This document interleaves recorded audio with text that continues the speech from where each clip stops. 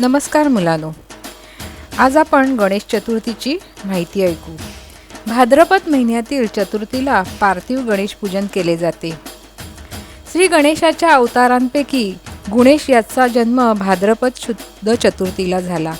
महादेव शिवशंकरांनी कैलास पर्वतावर भाद्रपद शुद्ध चतुर्थीला याच दिवशी जन्मोत्सव साजरा केला. तर आता आपण गणेश जन्माची माहिती ऐकू.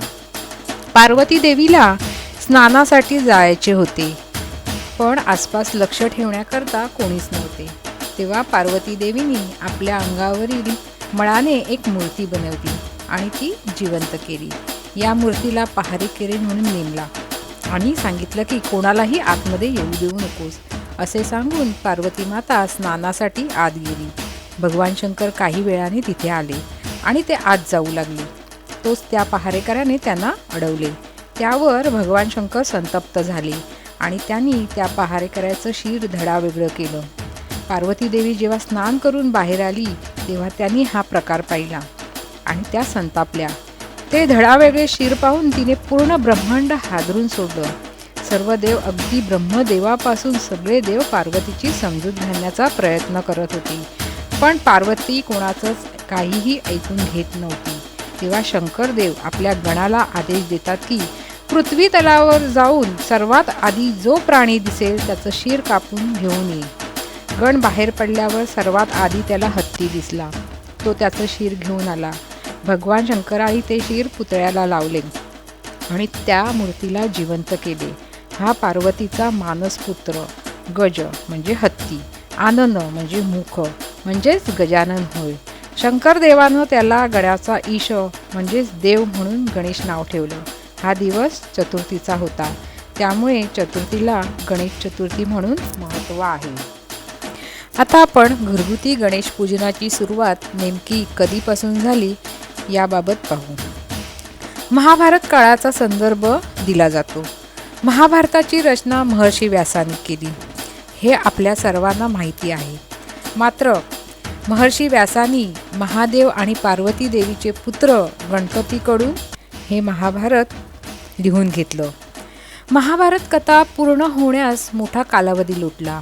कित्येक दिवस एकाच ठिकाणी बसल्यामुळे गणपतीचे शरीर आखडून गेले. गणपतीच्या शरीरातील उष्णताही वाढायला लागली. वाढत जाणाऱ्या उष्णतेवर उपाय म्हणून गणपतीच्या सर्व अंगावर मातीचा लेप लावण्यात आला. हा लेप लावून लावून जाडसर झाला. त्याला टणकपणा येऊन त्याने गणरायाच्या मूर्तीचा आकार घेतला. महाभारताची कथा लिहून पूर्ण झाल्यानंतर ही माती झटकून विसर्जित करण्यात आली. तेव्हापासून महाभारताचा लेखक म्हणून गणपतीचा सन्मान करण्यासाठी गणपतीची मातीची मूर्ती घडवून तिचे पूजन करण्याची परंपरा सुरू झाली. गणेशाने सत्ययुग, त्रेतायुग आणि द्वापारयुगात अवतार घेतल्याचे सांगितले जाते. गणेशाने सत्ययुगात कश्यप आणि अदितीकडे महोत्कट विनायकाचा अवतार धारण केला. त्रेतायुगात गणपतीने देवतांत आणि दरांत नावाच्या राक्षसाचा वध करून धर्माची स्थापना केली आणि आपल्या अवतार कार्याची सांगता केली. गणेश त्रेतायुगात मोरावर आरूढ होऊन प्रगट झाले, तर द्वापारयुगात गणेश उंदरावर बसून प्रगट झाले. गणेशाला पौराणिक पत्रकार किंवा लेखक असेही संबोधले जाते. श्री गणेशाच्या अवतारांपैकी गुणेश याचा जन्म भाद्रपद शुद्ध चतुर्थीला झाला. श्री गणेशाने सिंदूर दैत्यावर विजय मिळवला. तो दिवस भाद्रपद शुद्ध चतुर्थी हाच होता. त्या प्रित्यर्थ हा उत्सव साजरा करण्यात आला अशी एक मान्यता आहे. या दिवशी विधीपूर्वक गणेश पूजन केले जाते. महादेव शिवशंकरांच्या पूजेत बेलाच्या पानाला महत्त्व आहे. श्री विष्णूंच्या पूजेत तुळशीच्या पानांना महत्त्व आहे. त्याचप्रमाणे गणपती पूजनात दुर्वांना अत्याधिक महत्त्व आहे. गणपतींना दुर्वा अत्यंत प्रिय आहेत. दुर्वा अर्पण केल्याशिवाय गणपती पूजन पूर्ण होत नाही, पूजेचे पुण्य प्राप्त होत नाही असे सांगितले जाते. दुर्वा पूजनात एवढी का महत्त्वाची आहे हे जाणून घेऊया. गणपती पूजन करताना 21 दुर्वांच्या 21 जुड्या किंवा त्याचा हार गणपतीला अर्पण करावा. गणपतींना 3, 5, 7, 9 अशी दुर्वांची जुडी व्हावी. अशा प्रकारे दुर्वा अर्पण केल्यास गणपती प्रसन्न होतो. मनापासून केलेली मनोकामना पूर्णत्वास जाते. विघ्नहर्ता गणपतीची भाविकांची इच्छा पूर्ण करतो. मात्र गणपतीला दुर्वा अत्यंत प्रिय असण्यामागे एक कथा सांगितली जाते. गणेश पुराणातील एका कथेनुसार कौंडिन्य ऋषीच्या पत्नीने गणपतीला ज्या दुर्वा अर्पण केल्या त्याची तुलना कुबेराच्या धनाशी होऊ शकत नाही असे नोंदवण्यात आले आहे. इतकेच नव्हे तर अनेक शास्त्रांमध्ये दुर्वांची अद्भुत महिमा वर्णन करण्यात आली आहे. श्रावणातील शुद्ध अष्टमीला दुर्वा अष्टमी साजरी केली जाते. एका पौराणिक कथेनुसार एकदा यमाच्या दरबारात तिलोत्तमा नावाच्या अप्सरेचे नृत्य सुरू होते. यमदेवाला ती अप्सरा खूप आवडली आणि त्यामध्ये नृत्य थांबवून तिला आपल्या मनोभावना बोलून दाखवल्या. यावर ती अप्सरा नृत्य थांबवून सगळ्या दरबाराच्या रंगाचा बेरंग कशाला केला असे तिने रागाने विचारले. तेव्हा अप्सरेच्या क्रोधातून एक राक्षस निर्माण झाला. त्या राक्षसाचे नाव अन्नासूर. अन्नासूर समोर जे दिसत ते खात सुटला. सर्व देव घाबरून विष्णूंना शरण गेले. विष्णूंनी सर्व देवतांना अभय दिले. तेवढ्यात तेथे अन्नासूर आला. त्याला पाहिल्यावर विष्णूही घाबरले. त्यांनी गणपतीचे स्मरण केले.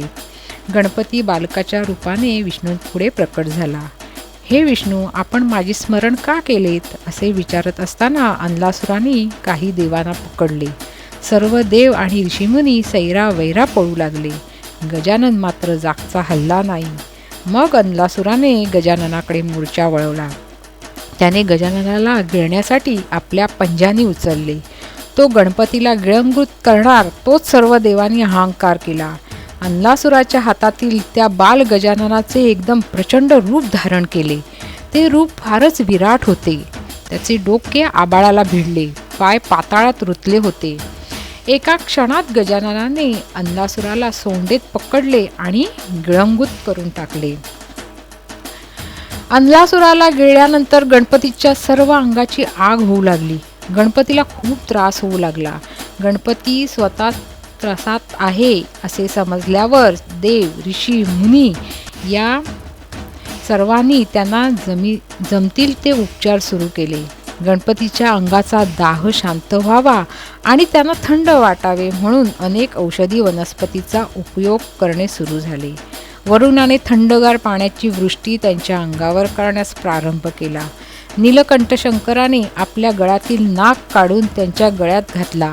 इंद्राने चंद्र गजाननाच्या मस्तकावर ठेवला, परंतु कशाचाही उपयोग होईना. ब्रह्मदेवाने सिद्धी आणि बुद्धी या आपल्या दोन्ही कन्या त्यांच्या सेवेसाठी उभ्या केल्या. वाळ्याच्या पंख्याने त्या गणपतीला वारा घालू लागल्या, पण कशाचाही उपयोग होईना. गणपतीच्या अंगाचा दाह होत राहिला. गणपतीच्या अंगात दाह होत आहे ही वार्ता सर्वत्र पसरल्यामुळे त्या ठिकाणी उपस्थित असलेल्या 88,000 ऋषीमुनींनी प्रत्येकी 21 दुर्वांची जुडी अशा दुर्वा त्यांच्या मस्तकावर ठेवल्या. आणि काय आश्चर्य, दुर्वांकुर गणेशाला अर्पण केल्यानंतर गणपतीच्या अंगाचा दाह शमला. तेव्हापासून गणपतीला दुर्वा आवडू लागल्या आणि गणपती पूजनात दुर्वांचे स्थान अत्यंत महत्त्वाचे बनले. गजानन म्हणाला की माझ्या अंगाची आग या दुर्वांमुळे नाहीशी झाली, म्हणून मला दुर्वा अर्पण करणाऱ्या व्यक्तींची सर्व पापे नष्ट होतील. ती व्यक्ती बुद्धिमान होईल. गणपतीच्या प्रतीकांमागे विशिष्ट अर्थ दडलेला आहे. गणपती म्हटले की गजमुख, लंबोदर, शूपकर्ण, मोदक, मूषक अशा गोष्टी अनेक पटकन लक्षात येतात. ह्या पौराणिक माहिती ऐकूनच गणेशोत्सव पूर्ण भारतात भक्तिभावाने साजरा केला जातो. घरांमध्ये व सार्वजनिक मंडळांमध्ये श्री गणेश मूर्तीची स्थापना केली जाते. पौराणिक कथांमध्ये सांगितल्याप्रमाणे गणपतीला दुर्वा व लाल फुले अर्पण केली जातात. तसेच मोदक, खीर, लाडू इत्यादी पक्वान्नांचं नैवेद्य दाखवून आरती करतात. गणपती बाप्पांसोबत गौरीसुद्धा आणतात.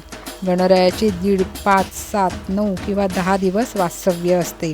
अनंत चतुर्दशीला गणपती बाप्पा मोरया, पुढच्या वर्षी लवकर या अशा गजरात गणपती बाप्पांचे भावुकपणे विसर्जन होते.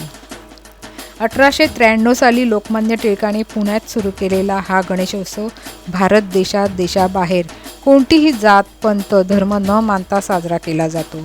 भारतीय समाजामध्ये एकी असावी या उद्देशाने टिळकांनी ह्या उत्सवाला सार्वजनिक रूप दिले. लोकमान्य टिळकांनी जनजागृतीस सुरू केलेल्या गणेशोत्सवातून समाज प्रबोधन व्हावे हाही एक उद्देश होता. त्या अनुषंगाने कलाकारांच्या कलागुणांना वाव देऊन सर्वसामान्यांच्या ज्ञानात भर पडेल असे उपक्रम व्याख्यानमाला आयोजित केल्या जात असे. आजही प्रथा चालू ठेवणारी काही गणेशोत्सव मंडळे आहेत. त्यात त्यांनी वाढ केली आहे. वक्तृत्व स्पर्धा, गायन स्पर्धा, क्रीडा स्पर्धा असेही योग्य दिशा दाखविणारे कार्यक्रम सादर केले जातात. यातून नवीन पिढीला नक्कीच योग्य दिशा मिळेल. गणेशोत्सवातील देखाव्यांवर कमीत कमी खर्च करून ते सामाजिक जाणीव जागृती या विषयांवर प्रकाश टाकणारे विविध उपक्रम गणेश मंडळे राबवतात.